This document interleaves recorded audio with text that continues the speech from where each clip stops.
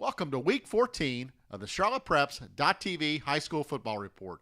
We've got all kinds of action to talk about in this last week of playoffs. We've got teams that we thought could make it to the state title that are now done for the season. We've got teams that barely made it into the playoffs still playing in round 3. So Tim and I are going to tell you all about it, and he's going to get us started with a big game up at Vance High School. Yeah, Vance versus Ragsdale, the number 16 Ragsdale Tigers coming into Vance. And, postseason play can test the will of a lot of teams, and Vance was tested on Friday night. After a scoreless first quarter, Vance got on the board on a 2-yard dive by junior halfback Bruce Knox, but Ragsdale struck right back with a 14-yard touchdown pass. Ragsdale appeared to seize momentum after stopping Vance on a 4th and 1 on their own 3-yard line, but 2 plays later, a one-handed interception by Elijah Westbrook set up Vance's second touchdown of the game, a 5-yard touchdown pass from Omar Baker to Miles Dorn. Vance led at the half 14-6. A quick touchdown strike in the third quarter put Vance up 21-6. But adversity set in. Adversity in the form of Vance turnovers. 4 in all that opened up a Ragsdale comeback. The Ragsdale Tigers actually scored 2 times in the second half, cutting Vance's lead to 21-19.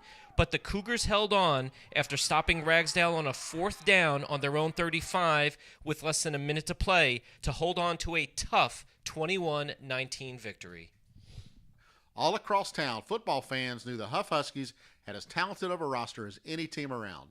For some reason, they were never able to put it all together in a complete game against a top team this year. Until Friday night, that is. The Hough Huskies scored 28 unanswered points Friday night versus previously undefeated Independence on their way to a 42-29 win in the second round of the state playoffs.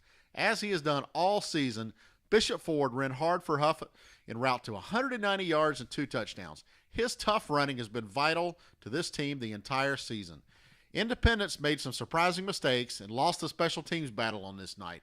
Fumbles and interceptions seemed to happen at the worst of times for the Patriots. When they needed a rally, the Hough defense found a way to smother Independence and end their season on a cool night before Thanksgiving. The Patriots scored 2 late touchdowns to make the score respectable, but the damage was done. This undefeated team was headed home for the second round of the playoffs. The stage is now set for Hough to create more magic as they face Lake Norman next Friday night for a chance to play for a regional championship. It's time now to cross the county line and see what all happened in Union County playoff action on Friday night. Tim, you're the man on the spot. Tell us what happened. Yeah, it was Monroe up against number 3 Ashe County, and before Monroe's offense even took the field, the Red Hawks were up 14-0 thanks to 2 pick sixes on the first 2 drives for Ashe County. It was all downhill for Ashe County after that. Monroe's athleticism was too much for the home team. Monroe's defense registered 8 sacks, held Ashe County to negative 23 yards rushing on the night. Monroe's leading running back, senior Chase Byram, rushed for 110 yards and 2 touchdowns. Coach Johnny Sowell actually shut him down in the second half. Byram now has 21 touchdowns on the season. Next up for Monroe, number 1 seed Franklin. Weddington dominated AC Reynolds. Playing at home, the Warriors' balanced attack proved too much for the Reynolds Rockets, winning 45-18. Things started very early as the Weddington defense and special teams play forced a couple of turnovers, cashed in on some touchdowns, and AC Reynolds played from behind the rest of the way. Next up for Weddington, the number 1 seed, Asheville Cougars. Cuthbertson, behind the arm of Austin Kendall, won handily over Asheboro 48-14. Junior quarterback Austin Kendall, committed to the University of Tennessee, was 23 of 33 for 327 yards passing and 6 touchdowns against 0 interceptions. Cuthbertson has now scored 55.5 points in their 2 first playoff games this season, and they will host number 3 Statesville at home this upcoming Friday night. In what has been billed as the best matchup in high school football in Charlotte the last few years, turned into a rout on Friday night. Mallard Creek dominated Butler High School 56-14 at home Friday night, with Mavericks quarterback James Smith accounting for 3 touchdown runs and the defense intercepting 4 passes, 2 of which were brought back for touchdowns. The game was actually close until the second quarter when Butler quarterback Anthony Ratliff Williams went down with a knee injury and the score tied 14-all. From that point forward, Butler imploded and Mallard Creek was off to the races. A 21-14 halftime score would freeze on the Butler side and begin to run like a thoroughbred on the Mallard Creek side of the scoreboard. Devin Mines had a 102-yard interception touchdown return to help the Mavericks score 28 points in the third quarter. The fourth quarter was meaningless by this point, and Mallard Creek sealed the second-round win 56-14. With a big win combined with other losses around the state, the Mavericks now look to be the odds-on favorite for another state championship win. Well, with all these huge upsets across the area, the big thing that it did was upset our Ortho 8, our rankings of the top 8 teams in the Mecklenburg and Union County area. Tim, tell us all about some of the new teams we're going to find in the Ortho 8.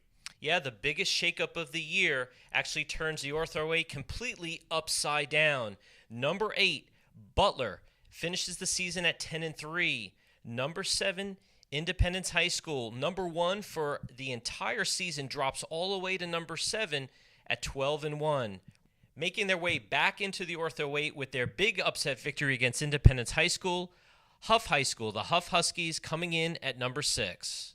Providence High School, with their comeback victory against East Forsyth, moves up to the number 5 position with a 10-3 record. Weddington High School moves up 2 positions to number 4 with the 12-1 record. Charlotte Catholic at 12-1 at the number 3 spot. Charlotte Christian 10-1 at the number 2 spot. And Mallard Creek, with their big victory this past Friday night, moves into the number 1 slot with the 12-1 record.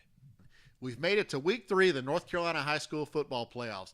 Got a couple teams still playing that we never thought would be. Got a couple teams sitting at home that we thought were guaranteed locks to play this day. One of the exciting things about being in this week of the playoffs is these kids get to practice on Thanksgiving morning before they go back home to have their afternoon turkey. That is always a lot of fun. The kids know at that point they've had a great season. Anything on top of that will just be gravy, as they say. Tim, why don't you tell us about one of the games you're going to be looking at? Yeah, 2 really nice matchups. You have Rocky River coming in as the number 12 seed. They're going to be traveling to Vance, a team that's really had a great season overall. Should be a terrific matchup on Friday night. And then the second game, where our cameras will be at for the entire matchup, the Hough Huskies setting up a rematch of their third week game, a third week win over Lake Norman. 2 of the brightest stars in the Charlotte metro area. The Huskies running back Bishop Ford and the quarterback for Lake Norman, Josh Ladowski. Should be a terrific matchup. Should be a great atmosphere on Friday night. That will be. That Josh Ladowski is something special, beginning to set state records and everything else now. And believe it or not, he's actually a better baseball player. So we're going to also look at the big game for Providence. Providence, who had a big upset when their quarterback went down, and Drake Delius, a sophomore, stepped in to get the win for Providence over a number 1 seed this past weekend. They're going to head up to Mallard Creek now. Huge challenge coming up, but there's something special about this Providence team and the way they've rallied around their running back, Brian Matar, and all the leadership and the strong linebackers they have. They could present a challenge for what is a very tough and well-prepared Mallard Creek team. That's going to do it for this week. We wish all of our teams still playing a lot of luck, and we hope you'll join us back here again next week as we talk about football teams and football games going on in the Charlotte metro area. Thanks for joining us here on the CharlottePreps.tv High School Football Report, powered by Ortho Carolina.